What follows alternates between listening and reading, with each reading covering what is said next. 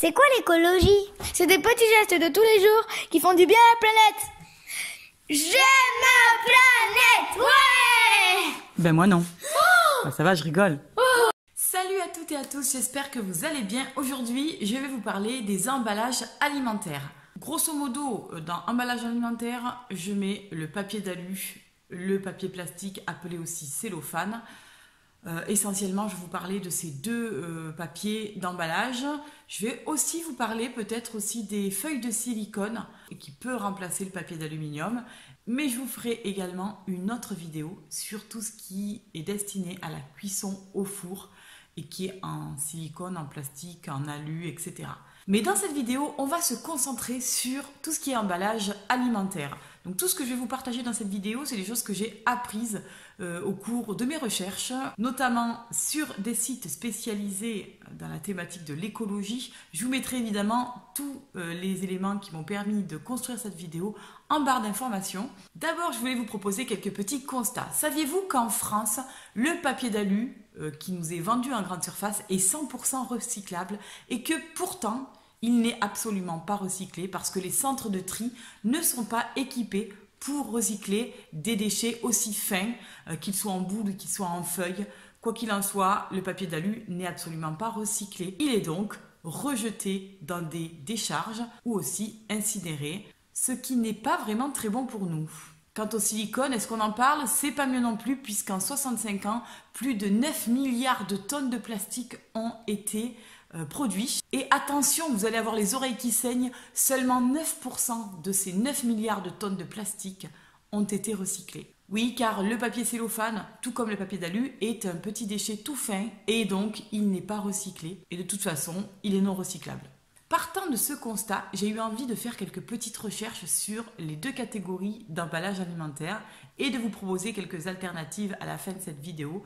J'espère que ça vous plaira. Commençons par les plastiques alimentaires. Les substances qui entrent dans la composition des plastiques alimentaires, notamment les plastifiants utilisés pour les assouplir, peuvent présenter des dangers pour la santé parce que certaines particules, certains éléments qui entrent dans la fabrication de ce cellophane vont migrer dans les aliments au contact de ceux-ci, et notamment au contact de la chaleur.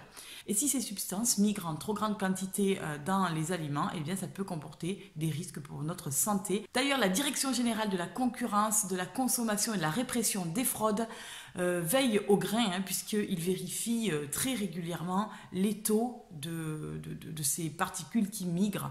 Il faut savoir que cette migration est réglementée.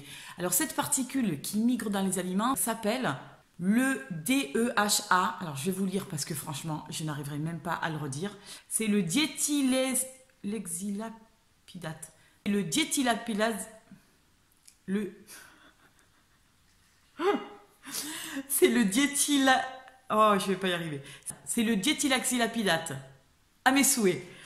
Bref, la réglementation est très stricte. Ce DEHA ne doit pas excéder 18 mg par kilo. Et il semblerait que parmi nos petits cellophanes qui se baladent par-ci par-là, 6% ne soient pas conformes à cette norme. C'est-à-dire que potentiellement, on a des plastiques dont les substances qui migrent dans nos aliments sont non conformes à la législation. Et évidemment, comme si ça ne suffisait pas, le film alimentaire plastique peut également contenir des phtalates, du bisphénol A, qui sont, vous le savez très certainement, deux perturbateurs endocriniens qui sont très surveillés ces derniers temps. Je sais pas vous, mais là tout de suite, avec ces petites informations, j'avoue que ça me refroidit un petit peu d'utiliser du cellophane. D'ailleurs, moi, à la maison, je n'utilise absolument plus ni papier d'alu, ni cellophane. Souvent, on se fout de moi, mais je suis très contente avec les petites alternatives que j'ai trouvées et qui me correspondent totalement. Quant au papier d'alu, est-ce qu'on en parle? Vous voulez une réponse franche et honnête? Le papier d'alu, c'est pire. De nombreuses études montrent que le papier d'alu présenterait une neurotoxicité qui pourrait entraîner les maladies d'Alzheimer ou encore d'autres maladies neurodégénératives comme Parkinson, etc. Le papier d'alu contiendrait aussi des perturbateurs endocriniens. On en entend parler très régulièrement. L'aluminium qui est présent dans le papier d'alu peut migrer en fonction du pH de l'aliment. C'est-à-dire que par exemple, si vous faites du poisson en papillote au four avec du citron, ah ben là, c'est le combo gagnant. Hein. J'ai envie de vous dire, vous allez manger de l'aluminium, puisque l'aluminium migre en présence d'acidité et de chaleur dans les aliments.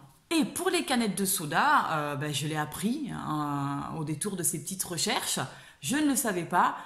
C'est pas mieux parce qu'il faut impérativement respecter la DDM, qui est la nouvelle DLUO, puisqu'anciennement c'était date limite d'utilisation optimale. Ce sont des dates qui figurent sur les emballages de vos produits où vous pouvez voir à consommer de préférence avant le. Alors, généralement, on peut consommer des produits qui ont dépassé cette date. Il n'y a absolument aucun risque pour la santé. Le seul risque, c'est que le produit perde un petit peu, soit de sa couleur, soit de son goût. Il va y avoir des qualités organoleptiques qui vont être amoindries. Mais par contre, ça ne représentera aucun danger pour la santé. Mais pour les canettes de soda en aluminium, il est vraiment conseillé de respecter strictement cette date de durabilité minimale. Car plus le liquide reste dans la canette et plus le risque de contamination est important. C'est ce qui est préconisé par l'Association de Santé Environnement France. Alors, je ne sais pas si vous avez déjà, par curiosité, regardé un peu le processus de fabrication du papier d'aluminium, mais si je retrouve la vidéo que j'ai visionnée, je vous la mettrai en barre d'informations parce qu'alors là, j'étais loin de m'imaginer que le papier d'alu était fabriqué de cette façon. Honnêtement, quand j'ai vu ces gros engins là, hyper polluants, cette fumée, cette chaleur, ces espèces d'énormes usines qui fabriquent le papier d'alu, j'ai cru que j'allais faire une syncope parce que franchement, en fait, l'aluminium arrive en plaques assez énormes, assez épaisses et elle passe simultanément dans des rouleaux, des espèces de rouleaux compresseurs et cette plaque d'aluminium est écrasée au point de ne faire plus qu'une feuille ultra fine et tout ça, ça demande énormément d'énergie. Moi j'étais loin de m'imaginer qu'on fabriquait le papier d'aluminium comme ça et j'ai été vraiment abasourdie par ce que j'ai découvert. Pour conserver vos aliments au réfrigérateur, vous trouvez aussi des petites charlottes en silicone. Je ne sais pas si vous avez déjà eu l'occasion de voir ça. Moi, j'avais déjà vu que ça existait et j'ai vu un crash test qui avait été fait sur Instagram, je crois que c'est Instagram TV, par Marie Youpi, où elle avait acheté ces petites charlottes en silicone et ça a été un fiasco. Alors le silicone, il faut savoir que 60 millions de consommateurs a largement étudié le silicone. Je vous en reparlerai dans une autre vidéo dédiée aux moules en silicone. Il est fabriqué à partir de silicium, c'est un élément qui est naturel. Le silicone alimentaire, c'est un mélange de silicone et ce qu'on appelle un catalyseur, qui est du peroxyde ou de la platine. En fonction de l'un ou de l'autre, le silicone va avoir tendance à libérer, pareil, sous le contact de la chaleur, des substances pas très clean qui vont migrer dans les aliments.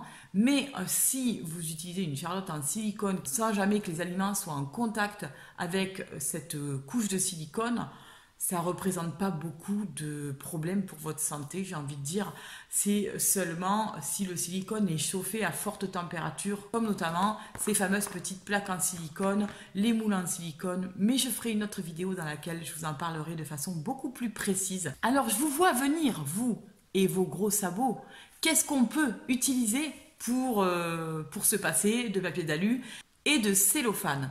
Eh bien, vous avez différentes alternatives. Pour la conservation des aliments, ça peut être par exemple des boîtes en verre ou tout simplement des bocaux en verre. Ils sont vendus très peu cher dans les grandes surfaces. Au rayon, vous savez, des casseroles, des poêles, dans ce rayon-là, il y a toujours une partie avec des petits accessoires de cuisine, notamment des bocaux pour faire pour réaliser des confitures ou des bocaux, des légumes en bocaux, des fruits en bocaux, tout ce que vous voulez. Donc vous pouvez conserver vos aliments dans des bocaux, c'est beaucoup plus simple puisque le verre ne présente strictement aucun danger pour la santé. Vous pouvez fabriquer des charlottes avec des morceaux de tissu et des élastiques. Ce sont ce genre de produits, donc ce sont du tissu avec des petits élastiques et tout simplement, là j'ai mon petit guacamole de midi, je le recouvre avec une charlotte. Tout simplement, et je le mets au réfrigérateur comme ça. C'est un tissu enduit, du coup il est hermétique, donc on peut conserver sans aucun problème pour votre santé. Autre petite astuce, vous avez aussi le biswrap. Le biswrap, c'est également du tissu qui est imbibé de cire d'abeille ou de cire végétale, des fois additionné d'un petit peu de résine. Je vous mettrai dans le petit ou en barre d'informations la vidéo que j'ai faite pour vous permettre de réaliser vous-même votre biswrap. Et le biswrap, c'est ce petit emballage que vous allez venir positionner sur votre contenant. Vous le maintenez assez fermement et voilà. Exactement le même rôle que du papier d'alu ou du cellophane, en beaucoup plus sain, une alternative plus safe pour la santé, plus économique et plus écologique puisque vous allez pouvoir les réutiliser de nombreuses fois avant qu'elles soient jetées. Donc, vous générerez beaucoup moins de déchets.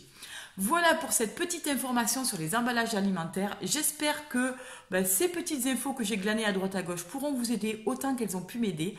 Je vous souhaite une très belle journée, prenez soin de vous et je vous dis à très bientôt pour une nouvelle vidéo. Bye bye.